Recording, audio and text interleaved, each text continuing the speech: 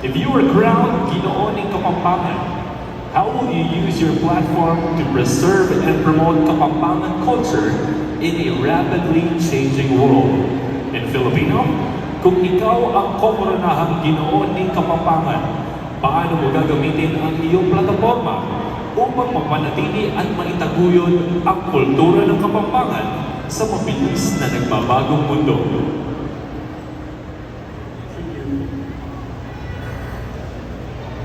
If I were to win Ginoo ng Kapampangan, I want to create a legacy by using my ring, rising with purpose, serving with heart, and shining with strength.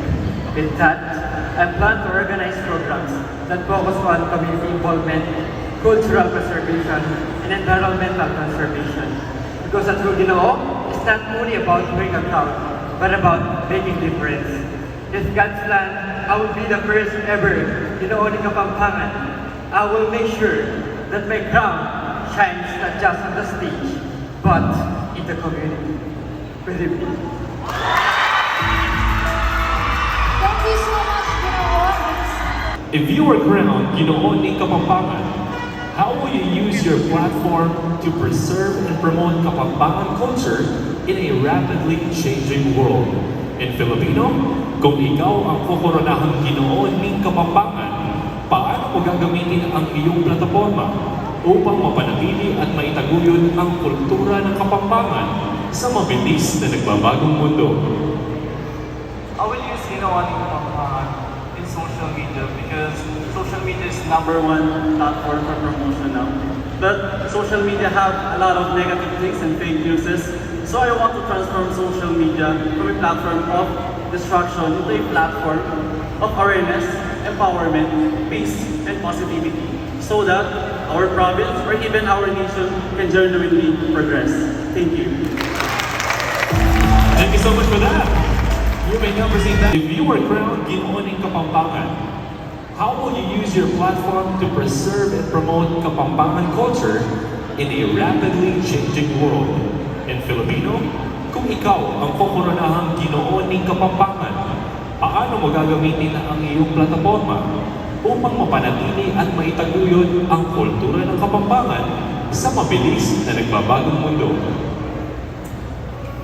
If I were the first ever Ginoo ng Kapampangan, I will use my platform, which is my advocacy, to share God to the younger generation, to know their purpose in life, so that we can help them to contribute to the betterment of our society. If they know their purpose in life, they will be proud to be Kapampangan also. And we can help them to be proud Kapampangan, to specialize the Kapampangan culture. And if I win, I am Ginoo ng Kapampangan, will use this wisdom to share it with kindness and with integrity. Thanks so much. Just in time for that 45 seconds mark. Thank you so much for that. And you may it's like this.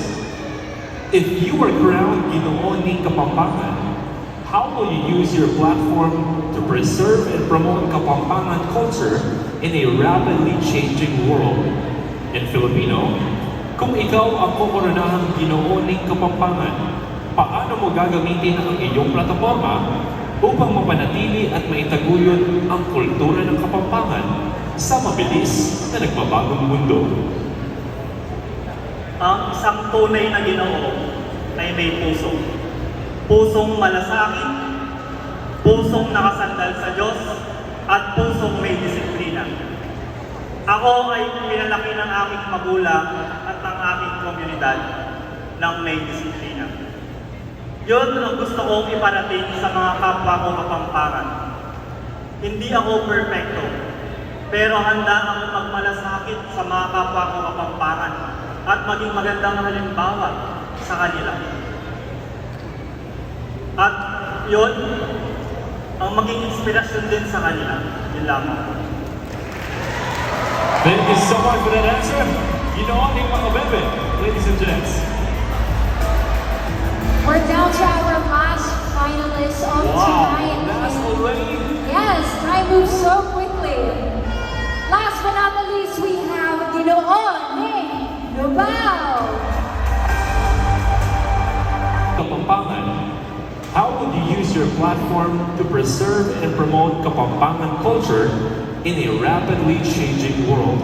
In Filipino, kung ikaw ang kokoronahang Ginoo ng Kapampangan, paano mo gagamitin ang iyong plataforma upang mapanatili at maitaguyod ang kultura ng Kapampangan sa mabilis na nagbabagong mundo? In this fast-paced world, we can preserve and promote our culture here in Pampanga and of course outside the province by starting at homes. We should be responsible in opening conversations about the culture, heritage, and traditions of the province of Pampanga. So I hope to all of you listening right now, may we be that key step in preserving and promoting our culture, because we are not just Kapampangan who will just living here. We are Kapampangan who are refined in character, rooted in culture, and fully in our element.